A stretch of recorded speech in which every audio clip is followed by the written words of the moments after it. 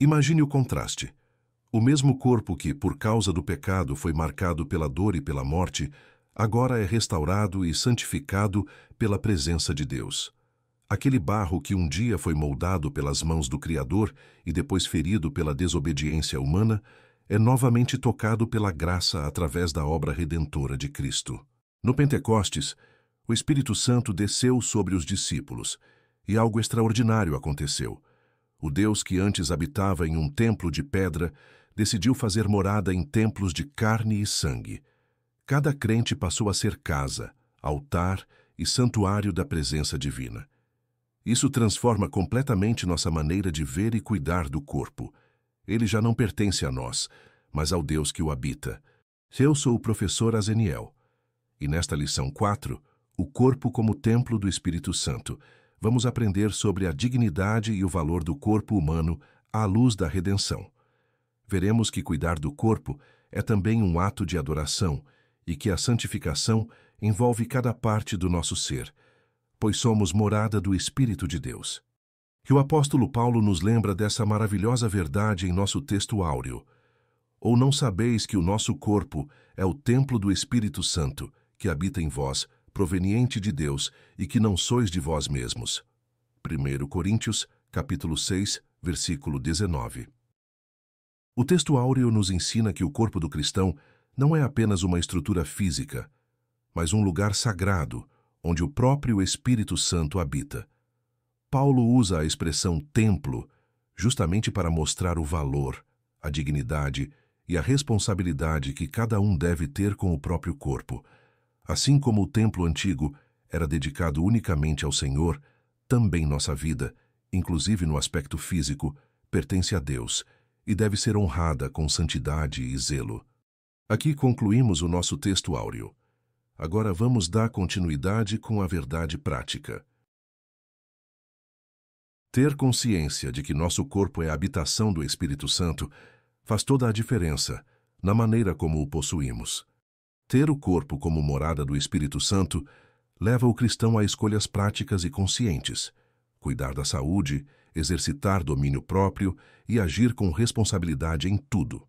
Isso implica em valorizar alimentação equilibrada, descanso regular e evitar excessos de qualquer tipo, entendendo que o cuidado físico expressa o compromisso espiritual e a gratidão pela vida. Quem tem essa consciência honra Deus com as atitudes diárias e está mais apto para servir, testemunhar e viver de forma plena e equilibrada. Aqui concluímos o texto áureo e a verdade prática. Agora vamos pontuar quais são os objetivos dessa lição.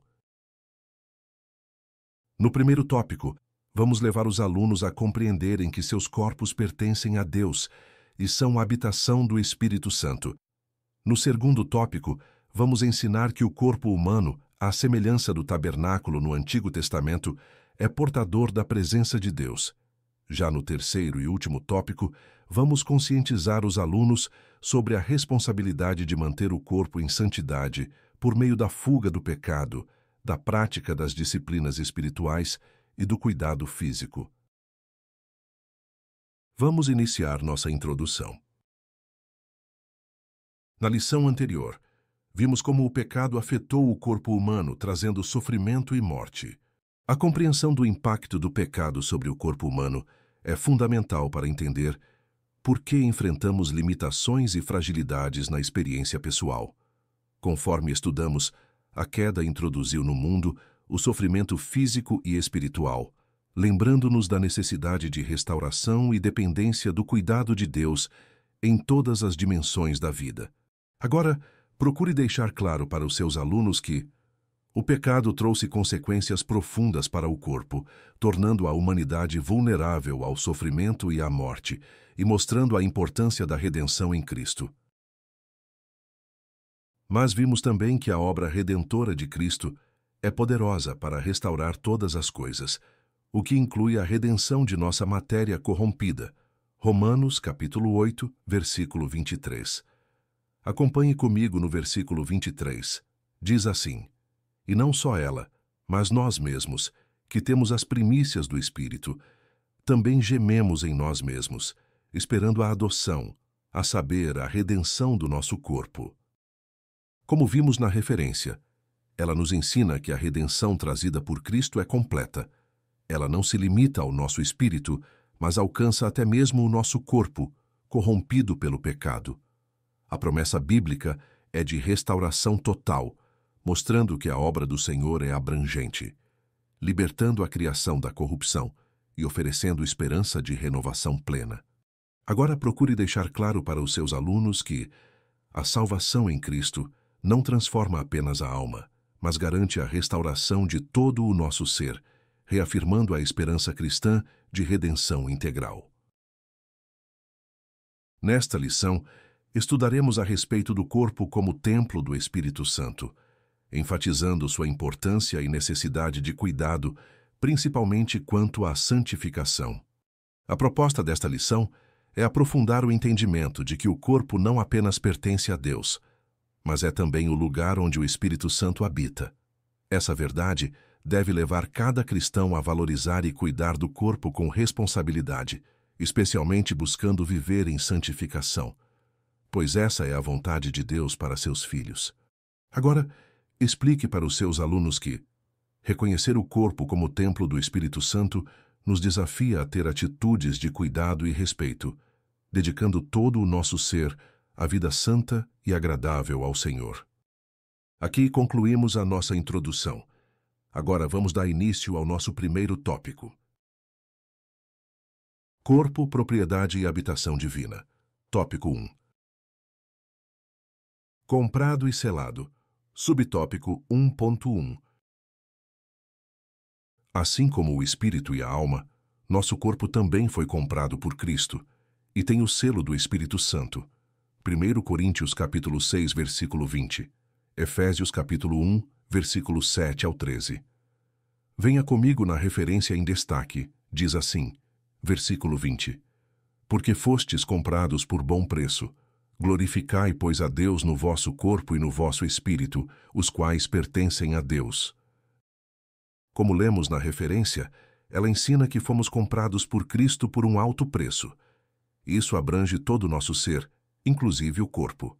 Efésios 1, versículos 7 ao 13, reforça que, ao sermos redimidos por meio do sangue de Jesus, recebemos não só o perdão, mas também o selo do Espírito Santo como garantia da nossa nova identidade em Deus.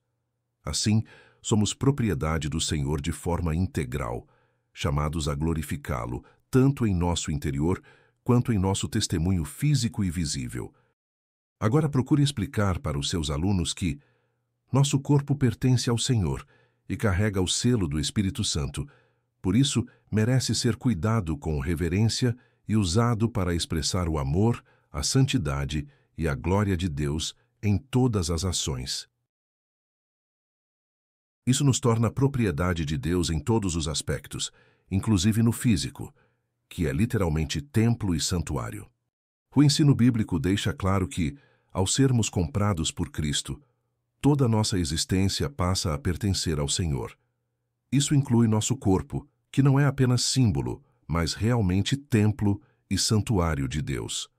Essa verdade eleva o valor do corpo humano, mostrando que cada cristão deve cuidar e preservar sua vida física, como expressão prática da presença divina. Tudo aquilo que somos é propriedade integral do Senhor.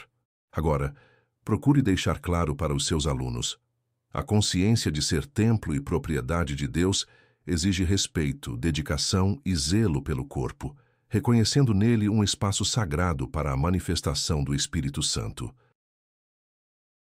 Como Jesus prometeu aos discípulos, e eu rogarei ao Pai, e ele vos dará outro Consolador, para que fique convosco para sempre, o Espírito da Verdade, que habita convosco e estará em vós. João, capítulo 14, versículo 16 e 17. A expressão habita convosco e estará em vós indica dois estados distintos. Como apresentado nas palavras de Jesus, essa promessa aos discípulos mostra a transição da presença do Espírito Santo, primeiro acompanhando-os externamente e depois passando a habitar internamente em cada um. Esse ensino reforça a distinção entre o relacionamento pré- e pós-ressurreição, ressaltando a profunda transformação que ocorre na experiência de quem nasce de novo em Cristo. Agora procure explicar para os seus alunos que o Espírito Santo deseja não apenas acompanhar, mas habitar e transformar todo o nosso ser, tornando cada cristão um verdadeiro templo vivo de Deus. Antes da morte e ressurreição de Jesus, os discípulos tinham a presença do Espírito com eles. Como já explicamos no slide anterior, durante o ministério terreno de Jesus, o Espírito Santo estava ao lado dos discípulos, guiando, consolando e instruindo, mas ainda não habitava neles de modo permanente. Essa distinção destaca a progressividade da atuação do Espírito na história da salvação, preparando-os para uma experiência ainda mais profunda após a ressurreição. Agora, explique para os seus alunos que a presença do Espírito antes de Pentecostes era real, mas limitada. Havia algo novo e extraordinário reservado para os que seriam regenerados em Cristo. Depois passaram a tê-lo dentro deles, pela experiência da regeneração. João capítulo 20, versículo 22. Como acontece com todos que nascem de novo. João capítulo 3, versículo 3 ao 8. E Tito capítulo 3, versículo 4 ao 7. Depois 1 Pedro capítulo 1, versículo 23. Acompanhe comigo na referência em destaque. Diz assim, versículo 23. Sendo de novo gerados, não de semente corruptível, mas da incorruptível, pela palavra de Deus, viva e que permanece para sempre. Como lemos na referência, o novo nascimento é resultado de uma semente incorruptível, produzindo uma transformação genuína no ser humano. Jesus explica em João 3, versículo 3 ao 8, que essa experiência é obra do Espírito, que concede uma nova vida espiritual, nascer do Espírito. O apóstolo Paulo, em Tito 3, versículo 4 ao 7, complementa o entendimento ao afirmar que essa regeneração acontece pela misericórdia divina e renovação promovida pelo Espírito Santo. Assim, todo aquele que nasce de novo tem o Espírito habita em seu coração e constantemente age em seu interior, tornando o corpo um verdadeiro templo e expressão da presença de Deus. Agora, procure deixar claro para os seus alunos: o novo nascimento faz do cristão morada do Espírito Santo, evidenciando uma transformação profunda, contínua e visível em todas as áreas da vida pela ação do próprio Deus. Como propriedade e habitação divina, temos de nos santificar e nos dedicar a Deus por inteiro. Enganam-se os que dizem que Ele quer apenas o coração. 1 Tessalonicenses, capítulo 4, versículo 4. Depois, 1 Pedro, capítulo 1, versículo 15. Acompanhe comigo no versículo 4, diz assim: que cada um de vós saiba possuir o seu vaso em santificação e honra. Agora, 1 Pedro, capítulo 1, versículo 15. Mas como é santo aquele que vos chamou, sede vós também santos em toda a vossa maneira de viver. Como lemos na referência, cada um deve saber guardar o próprio corpo em santificação e honra. Isso mostra que Deus se importa com a forma como vivemos fisicamente e espera pureza, não só no coração, mas também nas ações e nos relacionamentos.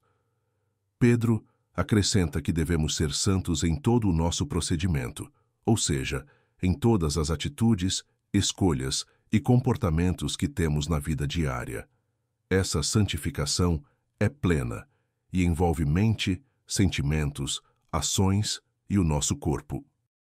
Agora procure explicar para os seus alunos que santificação verdadeira exige que o corpo e todas as áreas da vida sejam consagrados ao Senhor, não apenas os sentimentos ou intenções. Quem pertence a Cristo reflete essa dedicação em tudo o que faz. Aqui concluímos o subtópico 1.1, comprado e selado. Agora vamos dar início ao próximo. Não sabeis vós? Subtópico 1.2. A pergunta retórica feita por Paulo aos Coríntios indica que, apesar de ensinados, Atos capítulo 18, versículo 1 e 11, faltava-lhes uma compreensão espiritual correta acerca da mordomia do corpo. Paulo, ao escrever aos Coríntios, utiliza perguntas retóricas para chamar atenção à responsabilidade sobre o próprio corpo. Apesar de já terem recebido orientações sólidas, como mostra Atos 18, 1, 11, os coríntios ainda tinham dificuldade para entender que o corpo precisa ser administrado segundo os princípios de Deus. Isso evidencia que o conhecimento intelectual não é suficiente. É necessário uma compreensão espiritual sobre como praticar a mordomia, tratando o corpo como propriedade do Senhor. Agora explique para os seus alunos que o ensino cristão sobre o corpo vai além de informação. Exige atitude, reverência e consciência prática diante da responsabilidade espiritual de cada um. O apóstolo faz semelhante indagação por 4 vezes. 1 Coríntios, capítulo 3, versículo 16. Depois, capítulo 6, versículo 15, 16 e 19. Os coríntios eram imaturos e carnais, por isso havia tantos pecados entre eles. 1 Coríntios, capítulo 5, versículo 1, 2, 9 ao 11. Agora acompanhe comigo na referência em destaque, versículo 16. Não sabeis vós que sois o templo de Deus e que o Espírito de Deus habita em vós? Agora, capítulo 6, versículo 15. Não sabeis vós que os vossos corpos são membros de Cristo? Tomarei, pois, os membros de Cristo e fá-los-ei membros de uma meretriz? Não, por certo. Versículo 16. Ou não sabeis que o que se ajunta com a meretriz faz-se um corpo com ela? Porque serão, disse, 2 numa só carne. E versículo 19. Ou não sabeis que o nosso corpo é o templo do Espírito Santo que habita em vós, proveniente de Deus, e que não sois de vós mesmos? Como já vimos nas referências, Paulo utiliza perguntas retóricas para enfatizar o valor e a santidade do corpo do cristão, lembrando que ele é templo de Deus e membro de Cristo. Essas advertências tinham o objetivo de confrontar a comunidade de Corinto sobre sua falta de maturidade espiritual. Já na última referência, 1 Coríntios 5, versículo 1, 2, 9 ao 11, Paulo aborda diretamente os problemas enfrentados pela igreja, como tolerância ao pecado e práticas que contrariam a santidade cristã. Ele mostra que a raiz dessas falhas estava na imaturidade e na falta de compromisso com a verdadeira pureza, alertando para a necessidade de disciplina e vigilância moral. Agora procure deixar claro para os seus alunos que a maturidade cristã é demonstrada pelo respeito à santidade do corpo, atitudes de pureza e rejeição de práticas que afastam da vontade de Deus. Discussões que visam negar a necessidade de santificação corpórea são sinais de imaturidade e carnalidade, inclusive as relativas ao vestuário. Quando surgem debates na igreja que tentam minimizar ou negar a importância da santificação do corpo, isso demonstra falta de maturidade espiritual. Muitas vezes, essas discussões envolvem temas como a maneira de se vestir, revelando dificuldade em compreender que o corpo precisa refletir também os valores do reino de Deus. Quem amadurece na fé entende que a santidade é integral e não admite separação entre o que sentimos, pensamos e praticamos fisicamente. Agora, procure explicar para os seus alunos que a santificação envolve decisões práticas no cotidiano, inclusive no cuidado com o corpo e nas escolhas relacionadas ao vestuário, mostrando compromisso verdadeiro com Deus. Depois do pecado, Adão e Eva se cobriram com aventais de folhas de figueira. Gênesis capítulo 3, versículo 7. Acompanhe comigo no versículo 7. Então foram abertos os olhos de ambos e conheceram que estavam nus, e coseram folhas de figueira, e fizeram para si aventais. Como lemos na referência, após a entrada do pecado, Adão e Eva perceberam sua nudez e tentaram cobri-la com folhas de figueira. Esse ato mostra de forma simbólica a tentativa humana de lidar com as consequências do pecado por meios próprios. A necessidade de cobertura revela que, diante da queda, a exposição do corpo passou a demandar cuidado e proteção, apontando para a responsabilidade de zelar pelo corpo e manter padrões de decência segundo os valores de Deus. Agora procure deixar claro para os seus alunos que esse episódio bíblico ensina que o cuidado com o corpo e com o vestuário é consequência direta da consciência do pecado, mostrando como é fundamental buscar princípios que honrem a santidade de Deus. Deus substituiu por roupas de peles, demonstrando que o corpo, seja da mulher, seja do homem, não deve ser fragilmente coberto e ficar sujeito à exposição, como objeto de tentação e cobiça. Gênesis capítulo 3, versículo 21, e 1 Timóteo capítulo 2, versículo 9. O padrão moral segundo Deus é mais elevado que o nosso. Neste episódio bíblico, Deus troca as vestes improvisadas de folhas feitas por Adão e Eva por roupas de peles, sinalizando o cuidado divino em proteger dignamente o corpo humano. Em textos como 1 Timóteo 2:9, encontramos a orientação para que tanto mulheres quanto homens se vistam com modéstia e respeito, evitando agir de forma a despertar cobiça ou tentação. O padrão de vestimenta e comportamento estabelecido por Deus é mais alto que o das culturas ou opiniões humanas, pois visa preservar a pureza, a segurança e o respeito ao corpo como santuário. Dessa forma, vemos que a preocupação com o modo de se vestir não é apenas cultural, mas tem base espiritual e revela o compromisso em honrar a santidade divina em todas as escolhas práticas. Agora, explique para os seus alunos que o cuidado com o corpo e com o vestuário é uma expressão de santidade e respeito ao padrão do próprio Deus, mostrando que a vida cristã envolve decisões concretas na maneira de se apresentar e se relacionar com os outros. Aqui concluímos o subtópico 1.2. Não sabeis vós? Agora vamos dar início ao próximo. Propriedade e domínio. Subtópico 1.3. O detentor da propriedade deve ter também o domínio. Se pertencemos ao Espírito, devemos viver sob seu domínio. Como enfatiza Paulo, nosso corpo é para o Senhor, 1 Coríntios capítulo 6, versículo 13, e não para as impurezas, Efésios capítulo 5, versículo 1 ao 6. Acompanhe comigo na referência em destaque. Diz assim, versículo 13: Os manjares são para o ventre, e o ventre para os manjares. Deus, porém, aniquilará tanto um como os outros. Mas o corpo não é para a prostituição, senão para o Senhor, e o Senhor para o corpo. Como lemos na referência, Paulo afirma que nosso corpo pertence ao Senhor e deve ser consagrado a Ele, não sendo instrumento para a impureza. Ao explicar esse princípio em Efésios 5, versículo 1 ao 6, o apóstolo reforça que os cristãos são chamados a imitar Deus, rejeitando todo tipo de moralidade ou práticas indignas. Essa orientação nos lembra que, além de sermos propriedade de Deus, devemos viver diariamente debaixo de seu domínio, permitindo que o Espírito Santo governe nossos pensamentos, decisões e comportamentos.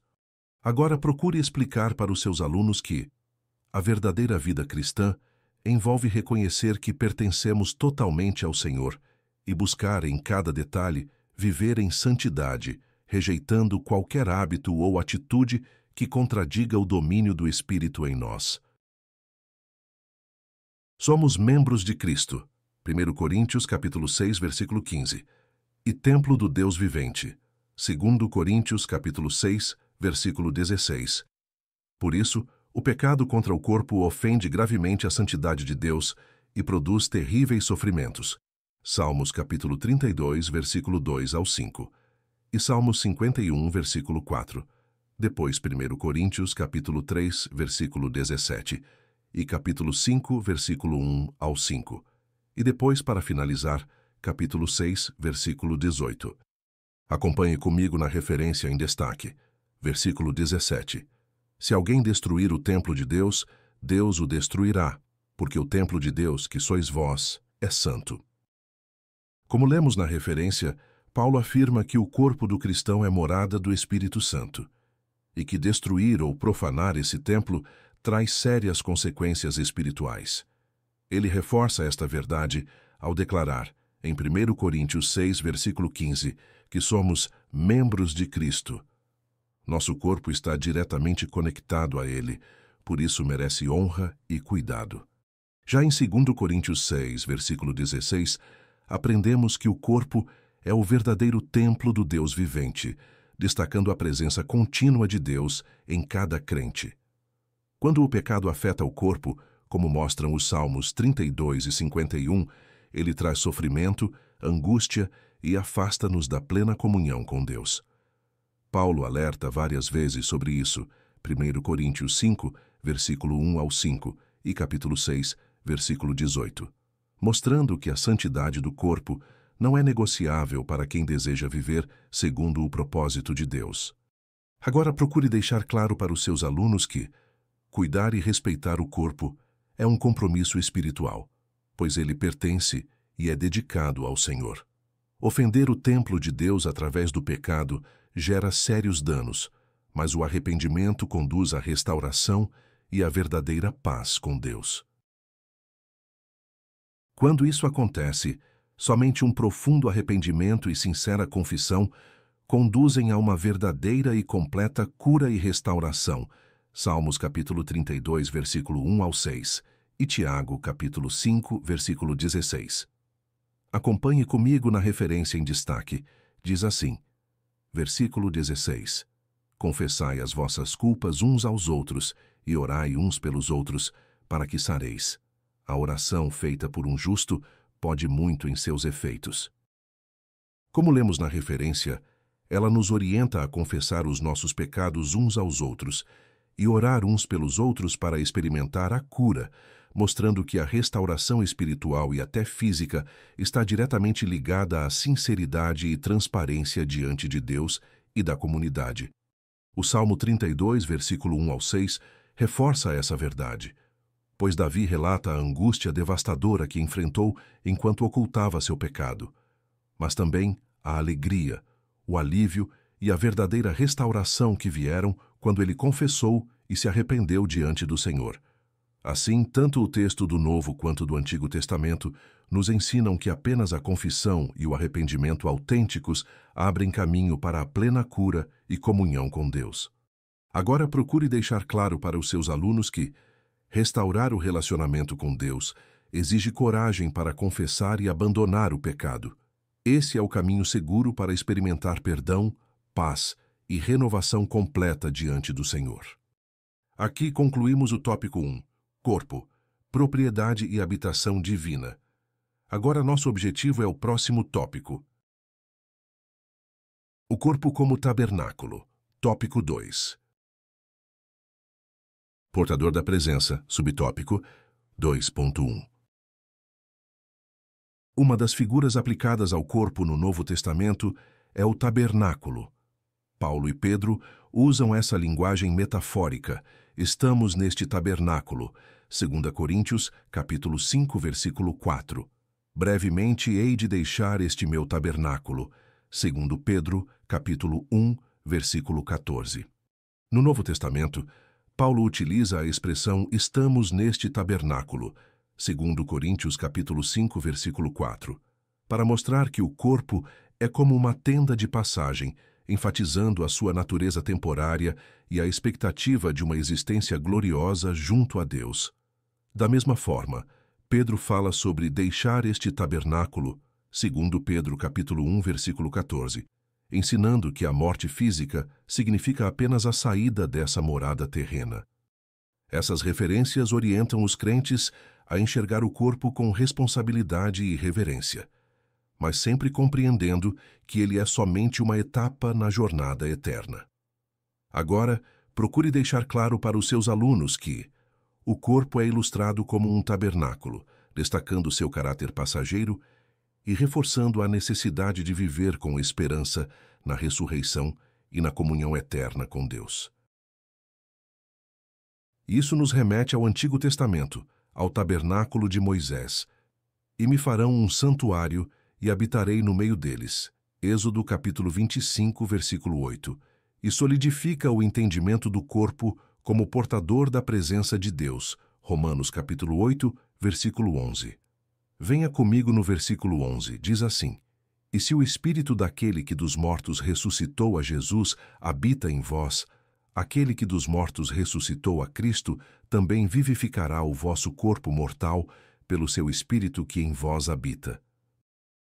Como lemos na referência, ela destaca que o Espírito Santo habita dentro de cada cristão, dando vida ao corpo e tornando-o santuário da presença de Deus. Essa verdade conecta-se ao ensinamento do Antigo Testamento.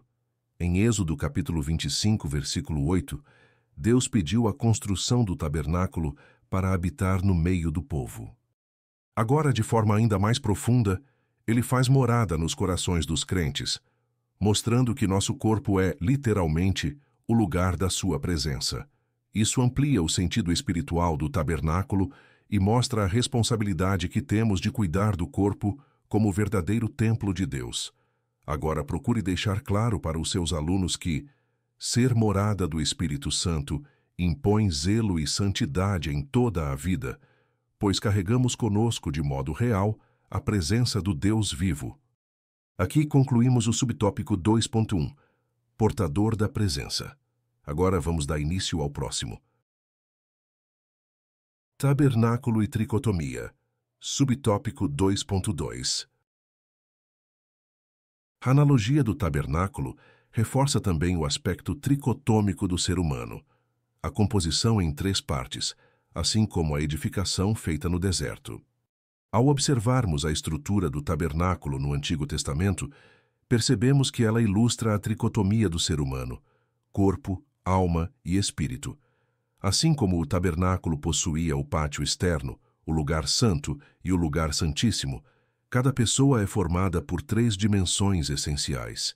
Essa comparação ajuda a compreender que nosso relacionamento com Deus envolve todo o nosso ser, demandando consagração completa, tanto material quanto espiritual. Agora procure deixar claro para os seus alunos que a vida cristã integra todas as partes do ser humano e cada uma delas precisa ser dedicada ao Senhor, para que a presença de Deus habite plenamente em nossa existência. O tabernáculo compreendia, primeiro, o pátio, um espaço externo aberto. Segundo, o lugar santo. Terceiro, o lugar santíssimo, um espaço interno único, coberto, separado apenas por um véu. Êxodo capítulo 26, versículo 33 e capítulo 27, versículo 9. O que lembra a tênue divisão entre alma e espírito. Hebreus capítulo 4, versículo 12. Antes, vamos compreender cada parte do tabernáculo segundo a analogia bíblica. Primeiro, o pátio. O pátio representava a área acessível à maioria do povo, onde eram realizados sacrifícios e ritos de purificação. Ele simboliza o corpo, a parte visível e física do ser humano, o ponto inicial de contato com o divino, tal como ocorre em nossas práticas e atitudes externas. O lugar santo. Este espaço era reservado para a ministração dos sacerdotes e continha elementos importantes para o culto. O lugar santo representa a alma, nosso interior que sustenta a consciência, os sentimentos e vontades. É aqui que se desenvolve o relacionamento mais próximo com as coisas do espírito, ainda que intermediado por funções e responsabilidades. O lugar santíssimo, espaço interno coberto, separado por um véu. No tabernáculo este era o local mais sagrado, onde ficava a Arca da Aliança, e somente o sumo sacerdote podia entrar, uma vez por ano. Esse ambiente lembra a distinção entre alma e espírito, conforme menciona Hebreus 4, versículo 12, realçando o aspecto mais íntimo e sagrado do ser humano, o espírito, onde ocorre a comunhão direta com Deus. Agora, procure explicar para os seus alunos que o pátio representa o corpo. É a área mais externa e visível, associada às nossas ações e ao que mostramos aos outros. O lugar santo simboliza a alma, nossa vida interior, sentimentos, pensamentos e escolhas, aquilo que vai além das aparências. O lugar santíssimo corresponde ao espírito, a dimensão mais profunda, onde acontece a verdadeira comunhão com Deus, separado e especial em nossa relação espiritual. Entender essas diferenças ajuda a valorizar cada parte do nosso ser, dedicando todas elas ao Senhor para viver uma vida completa diante dele. Quando o tabernáculo foi levantado, a glória do Senhor o encheu completamente. Êxodo capítulo 40, versículo 34 e 35. Acompanhe comigo no versículo 34 e 35. Diz assim, versículo 34. Então a nuvem cobriu a tenda da congregação e a glória do Senhor encheu o tabernáculo. 35. De maneira que Moisés não podia entrar na tenda da congregação, porquanto a nuvem ficava sobre ela, e a glória do Senhor enchia o tabernáculo. Como lemos na referência, após a conclusão do tabernáculo, a presença de Deus se manifestou de maneira poderosa. A glória do Senhor encheu toda a estrutura, evidenciando que aquele lugar agora era dedicado e separado exclusivamente para ele. Essa manifestação sagrada não permitia que Moisés ou qualquer pessoa entrasse, pois representava a aprovação divina e a certeza de que Deus desejava habitar com o seu povo. Agora, procure deixar claro para os seus alunos que, quando dedicamos nossa vida e todo o nosso ser a Deus, assim como aconteceu com o tabernáculo, a presença do Senhor pode nos encher por completo, trazendo comunhão, proteção e direção para vivermos de forma santa e agradável a Ele. Assim é a presença do Espírito Santo na vida do crente. Enche-o em sua integralidade, corpo, alma e espírito. Efésios capítulo 3, versículo 19 e capítulo 5, versículo 18. Acompanhe comigo no versículo 19. Diz assim, 19. E conhecer o amor de Cristo, que excede todo o entendimento, para que sejais cheios de toda a plenitude de Deus. Agora, capítulo 5, versículo 18. E não vos embriagueis com vinho, em que há contenda, mas enchei-vos do Espírito. Como lemos nas referências, ela ensina que o crente pode ser preenchido com toda a plenitude de Deus. Isso significa permitir que o Espírito Santo ocupe cada parte do ser, corpo, alma e espírito. Já Efésios 5, versículo 18, orienta a não buscar preenchimento nas coisas passageiras ou prejudiciais, mas sim ser continuamente cheio do Espírito, vivendo sob seu domínio completo em todos os aspectos da vida. Agora, explique para os seus alunos que a presença do Espírito de Deus transforma todos os aspectos da vida, físico, emocional e espiritual, fazendo do crente uma morada plena, santa e cheia de propósito conforme a vontade divina. Isso se torna ainda mais evidente nas gloriosas experiências pentecostais. Atos capítulo 10, versículo 44 ao 46, e 1 Coríntios capítulo 12, versículo 7 ao 11. Acompanhe comigo na referência em destaque. Diz assim, versículo 44. E dizendo Pedro ainda estas palavras, caiu o Espírito Santo sobre todos os que ouviam a palavra. 45. E os fiéis que eram da circuncisão, todos quantos tinham vindo com Pedro, maravilharam-se de que o dom do Espírito Santo se derramasse também sobre os gentios. 46. Porque os ouviam falar em línguas e magnificar a Deus. Como lemos nas referências, elas mostram como o Espírito Santo foi derramado poderosamente sobre todos os que ouviram a mensagem, concedendo dons e evidências sobrenaturais, semelhantes ao que se viu em Pentecostes. Esse texto destaca que a ação do Espírito alcança e transforma pessoas de todas as culturas, enchendo a vida cristã de manifestações claras da presença de Deus. Em 1 Coríntios 12, versículos 7 ao 11, Paulo reforça que o Espírito distribui diferentes dons a cada crente para o benefício de toda a Igreja. Dessa forma, percebe-se que a plenitude da presença do Espírito não apenas transforma o ser interiormente, mas também capacita para servir e manifestar o poder de Deus na prática. Agora, procure deixar claro para os seus alunos que o Espírito Santo atua de forma visível e poderosa em todos que creem verdadeiramente, concedendo dons, produzindo sinais e capacitando cada crente para servir com alegria e eficácia na obra de Deus. Aqui concluímos o subtópico 2.2, Tabernáculo e Tricotomia. Agora vamos dar início ao próximo. Um tabernáculo guiado. Subtópico 2.3. Outra lição espiritual que extraímos da metáfora do tabernáculo é a importância de ter a presença de Deus como guia permanente e eficaz em nossa vida. Como já explicamos nos slides anteriores, o tabernáculo não era apenas uma estrutura, mas sim o centro da vida do povo de Deus, onde sua presença se manifestava e dali vinha direção, proteção e consolo ao longo da caminhada no deserto. Isso revela que nossa experiência cristã só será plena se a presença de Deus ocupar o lugar principal em nosso cotidiano, influenciando decisões, sustentando em momentos difíceis e guiando cada passo do nosso viver.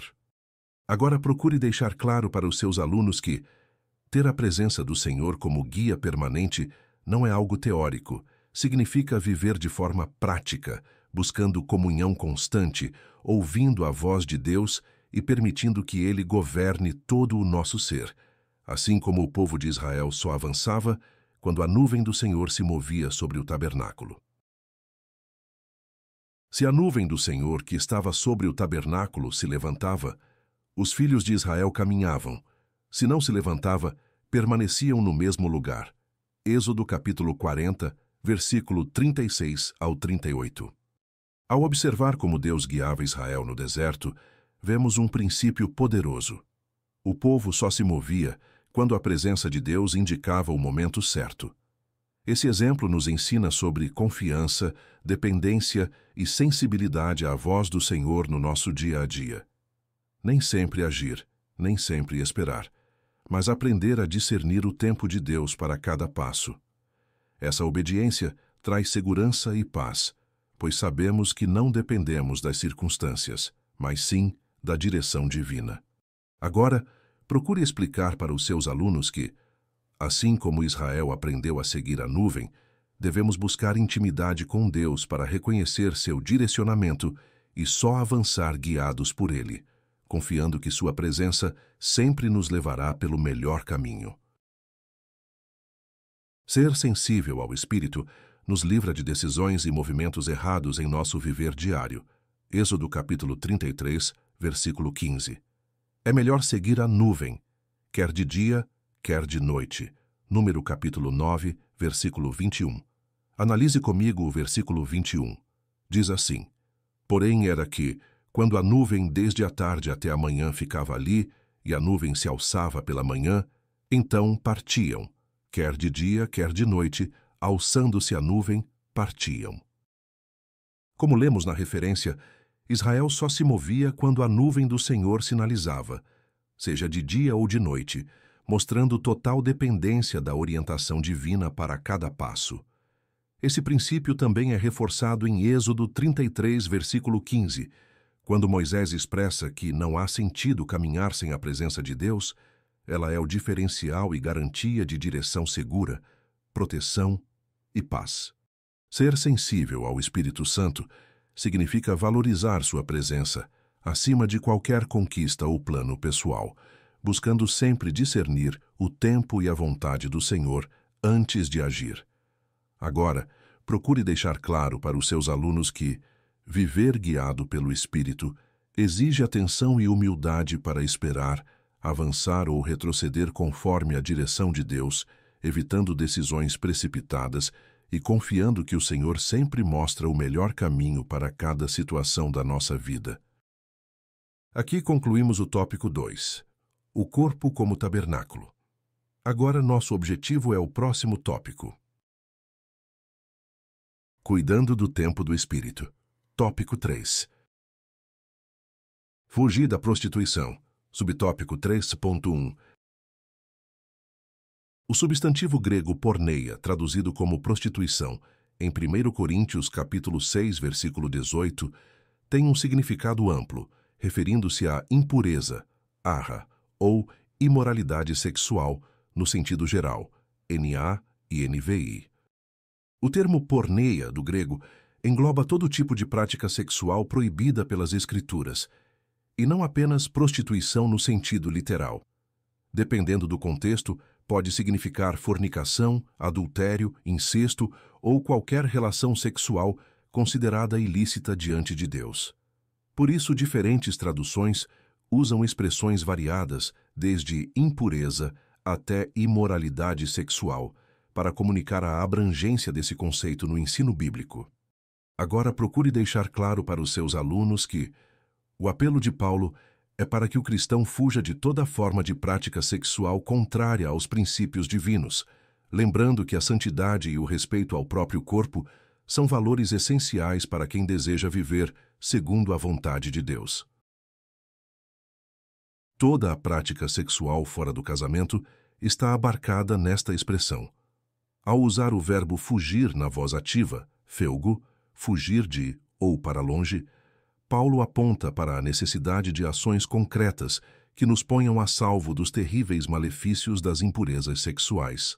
O que começa pelo cuidado com os olhos, Jó capítulo 31, versículo 1 e Salmos capítulo 101, versículo 3. O uso do verbo fugir por Paulo é incisivo. Não basta resistir. É preciso abandonar e manter distância das tentações sexuais. A palavra grega, feugo, reforça esse sentido prático e urgente que exige atitudes claras e deliberadas. Por isso, toda atividade sexual fora do casamento, seja física ou mental, é considerada por Paulo uma grave ameaça espiritual, devendo ser evitada sem negociação. Para ilustrar esse princípio, as Escrituras trazem o exemplo de Jó, que fez aliança com seus olhos para não olhar com desejo para uma mulher. Jó, capítulo 31, versículo 1. E o salmista, que decidiu não colocar diante dos olhos nada que fosse indigno ou mau. Salmos, capítulo 101, versículo 3. Agora procure explicar para os seus alunos que proteger a pureza exige decisões práticas e vigilância diária. Isso começa no coração e nos olhos, evitando ambientes, imagens e situações que possam levar à tentação, e escolhendo sempre o caminho da fuga e da obediência à vontade de Deus. O que vemos e como vemos determina se nosso corpo será cheio de luz ou trevas. Mateus capítulo 6, versículo 22 e 23. Além dos nefastos efeitos espirituais, os pecados sexuais produzem graves consequências físicas e mentais. Acompanhe comigo no versículo 22. Diz assim: a candeia do corpo são os olhos, de sorte que se os teus olhos forem bons, todo o teu corpo terá luz. 23. Se, porém, os teus olhos forem maus, o teu corpo será tenebroso. Se, portanto, a luz que em ti há são trevas, quão grandes serão tais trevas? Como lemos na referência, Jesus ensina que os olhos funcionam como a lâmpada do corpo. Se nossos olhos estão focados no que é puro e saudável, todo o nosso ser é iluminado. Mas se permitimos imagens, pensamentos e atitudes impuras, acabamos atraindo trevas ao nosso coração e à nossa mente. Além das consequências espirituais, os pecados sexuais também trazem prejuízos físicos, como doenças, dependências e impactos negativos na saúde, e mentais, como ansiedade, depressão, angústia ou dificuldade de desfrutar relacionamentos saudáveis. Agora, explique para os seus alunos que a santidade no olhar e na mente é fundamental para preservar o corpo, a alma e o espírito em saúde e comunhão verdadeira com Deus, evitando sofrimentos emocionais e físicos que afastam do propósito divino. A pornografia, por exemplo, tem se tornado um vício altamente destrutivo. O alerta divino é imperativo e radical: fugir. 1 Tessalonicenses capítulo 5, versículo 22. O impacto da pornografia vai além do aspecto espiritual. Trata-se de um vício que compromete a saúde mental e física. Estudos demonstram que o consumo frequente pode causar isolamento, disfunção sexual e distorção da percepção sobre relacionamentos e sexualidade. Além disso, gera compulsão semelhante à dependência química, aumentando o risco de insatisfação, baixa autoestima e dificuldades para viver a afetividade e a pureza segundo o propósito de Deus. Por isso, o alerta bíblico em 1 Tessalonicenses 5, versículo 22 é direto. Não apenas resistir, mas fugir de toda a aparência do mal, escolhendo caminhos que conduzam à verdadeira liberdade. Agora procure deixar claro para os seus alunos que proteger a mente e o coração exige escolhas firmes e radicais.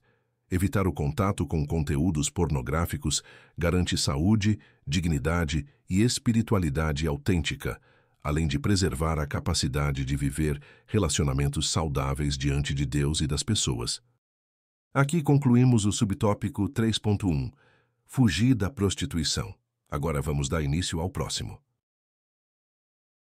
Disciplinas espirituais. Subtópico 3.2. Para uma vida espiritual plena como templo do Espírito Santo, não basta que os membros do corpo deixem de ser instrumentos do pecado. A mensagem bíblica vai além de simplesmente evitar práticas pecaminosas. Ser templo do Espírito Santo significa buscar pureza, não só nas ações externas, mas também nos pensamentos e intenções. Manter o corpo longe do pecado é apenas o primeiro passo.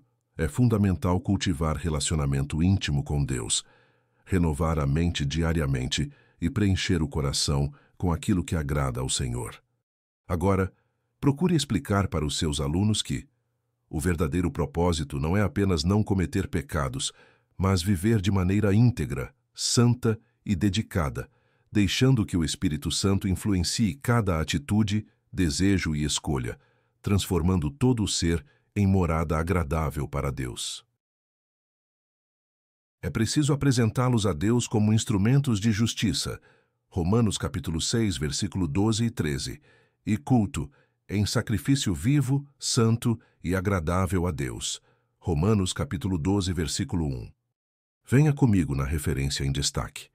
Diz assim, versículo 12, Não reine, portanto, o pecado em vosso corpo mortal, para lhe obedecerdes em suas concupiscências. 13. Nem tampouco apresenteis os vossos membros ao pecado por instrumentos de iniquidade, mas apresentai-vos a Deus, como vivos dentre mortos, e os vossos membros a Deus como instrumentos de justiça.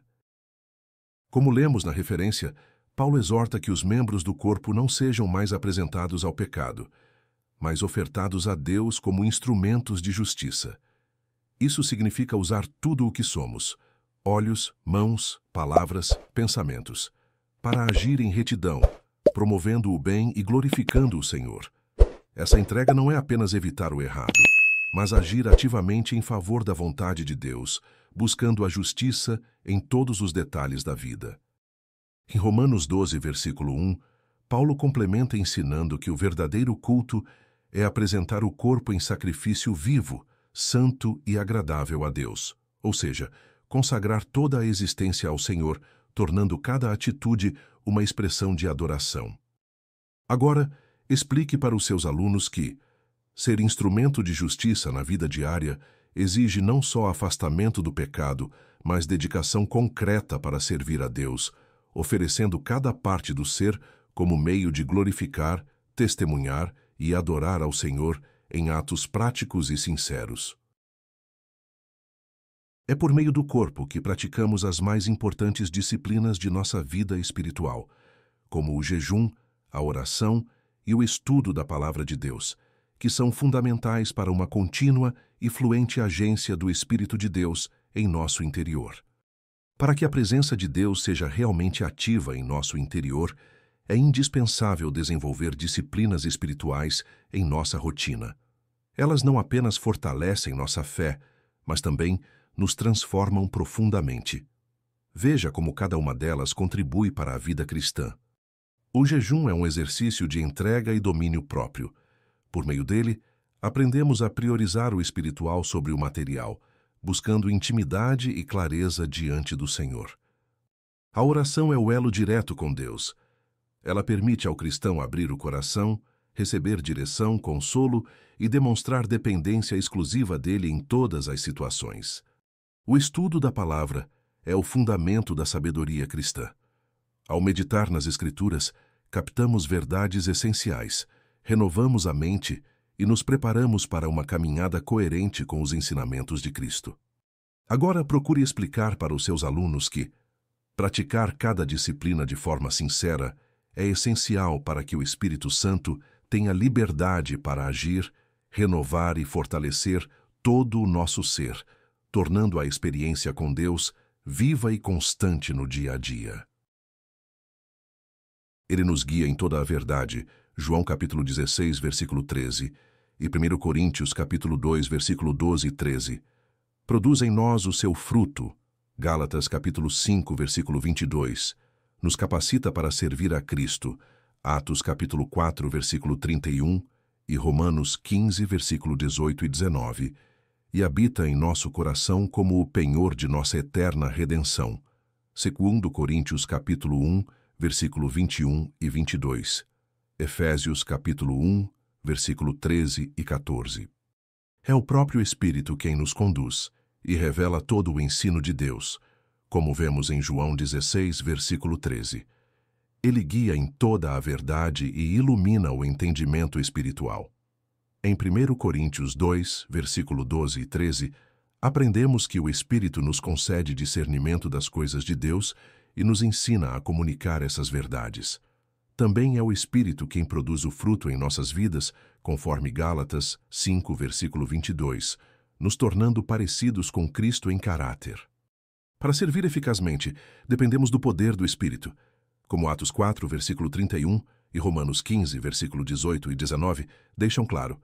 Ele enche de coragem, concede dons e fortalece o testemunho.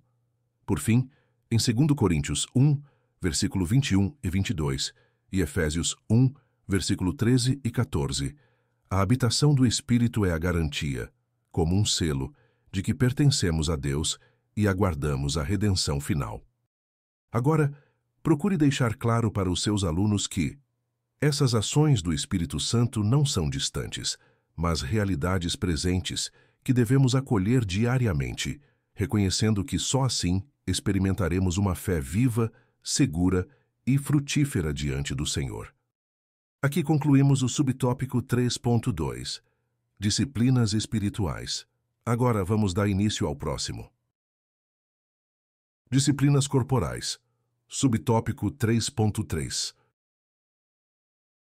É um contrassenso ter o corpo como templo do Espírito Santo e tratá-lo sem o devido cuidado. 3 João capítulo 2. Bíblia deixa claro que o corpo do cristão é um lugar sagrado onde Deus habita por meio do Espírito Santo. 1 Coríntios capítulo 6, versículo 19 e 20. Isso significa que honrar a Deus inclui cuidar bem da saúde física, emocional e espiritual, evitando comportamentos ou hábitos prejudiciais. João faz esse pedido em 3 João capítulo 2, ao desejar que seus irmãos prosperem em tudo e tenham boa saúde, assim como vai bem sua alma. Portanto, descuidar do corpo contradiz a realidade de ser morada do Espírito. Cuidar de si é reconhecer o valor dessa presença divina. Agora, explique para os seus alunos que tratar o corpo com respeito, disciplina e gratidão é parte integrante da vida espiritual, pois tudo o que fazemos com nosso corpo deve glorificar a Deus e refletir o cuidado que Ele tem conosco. Dentre esses cuidados estão a quantidade e a qualidade de nossa alimentação. Às vezes se afirma, em tom jocoso, que crente não bebe, mas come muito. Como já ressaltamos anteriormente, cuidar do corpo como templo do Espírito Santo inclui estar atento à quantidade e qualidade dos alimentos consumidos. Muitas vezes, pode-se brincar que crentes evitam certos excessos, mas negligenciam o equilíbrio à mesa. No entanto, domínio próprio e escolha consciente na alimentação refletem maturidade espiritual, responsabilidade e respeito por aquilo que pertence a Deus. Agora deixe claro para os seus alunos que buscar equilíbrio alimentar é parte da mordomia cristã, que valoriza saúde, energia e disposição para servir a Deus e ao próximo, evitando excessos prejudiciais e desenvolvendo hábitos que glorifiquem ao Senhor. Não seria reflexo da falta de moderação de alguns? Além do aspecto alimentar, descanso, especialmente o sono, Salmos capítulo 127, versículo 2, e exercícios físicos também são importantes cuidados para o corpo e a mente. Acompanhe comigo no versículo 2. Diz assim: Inútil vos será levantar de madrugada, repousar tarde, comer o pão de dores, pois assim dá ele aos seus amados o sono. Como acabamos de ler na referência, Deus deseja conceder o descanso necessário aos seus filhos, mostrando que nem esforço exagerado, nem preocupação constante trazem verdadeiro benefício. Depois de tratar do equilíbrio à mesa, é fundamental lembrar que moderação também envolve o cuidado com o sono e a prática regular de exercícios físicos. Dar o devido valor ao descanso e zelar pela saúde física refletem sabedoria e confiança no cuidado do Senhor. Agora, procure explicar para os seus alunos que cuidar do corpo, seja por meio de alimentação adequada, sono de qualidade ou atividade física, é sinal de maturidade e reverência, preparando-nos para servir melhor e honrar a Deus em todas as áreas da vida. Cabe-nos também fazer uso regular dos meios de saúde preventivos e curativos disponíveis. Isaías capítulo 38, versículo 21.